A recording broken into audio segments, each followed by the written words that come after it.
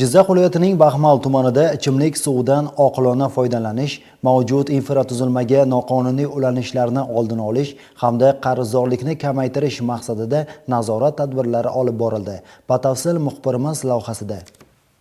Jizzax viloyati qurilish va uy-joy kommunal xo'jaligi sohasida hududiy nazorat qilish inspeksiyasi hamda Jizzax suv ta'minoti aksiyadorlik jamiyati Baxmal tumani filiali xodimlari hamkorligida tumanning Do'stlik mahallasida reyd tadbiri o'tkazildi. Mazkur tadbir davomida ichimlik suvi tizimiga noqonuniy ulanish holatlari aniqlanib, qonunbuzarliklarga nisbatan choralar ko'rildi. Reyd davomida 10 million so'mga yaqin debitor qarzdorlik undirildi. Eng e'tiborlisi 3 nafar fuqaroning ichimlik suvi tarmog'iga noqonuniy ulanib, tizimdan ruxsatsiz foydalanib kelayotganligi aniqlandi. Mazkur holatlar yuzasidan O'zbekiston Respublikasi Ma'muriy javobgarlik to'g'risidagi kodeksning 163-moddasi 1-qismiga asosan hujjatlar rasmiylashtirilib, jami 11 million 250 ming so'mlik ma'muriy jarimalar belgilandi. Tadbir doirasida mahalla aholisi bilan muloqotlar o'tkazilib, suv resurslaridan oqilona foydalanish, qonuniy ulanishlar orqali xizmatdan foydalanish hamda qarzdorlikni vaqtida bartaraf etish bo'yicha tushuntirish ishlari olib borildi. Mas'ullar aholiga suv resurslari cheklanganligini inobatga olgan holda ushbu boylikdan oqilona foydalanish zarurligini ta'kidlab o'tishdi. Jizzax viloyati qurilish va uy-joy kommunal xo'jaligi sohasida hududiy nazorat qilish inspeksiyasi vakillarining qayd etishicha, bunday reydlar faqatgina Baxmal tumanida emas, balki viloyatning boshqa hududlarida ham davom ettiriladi.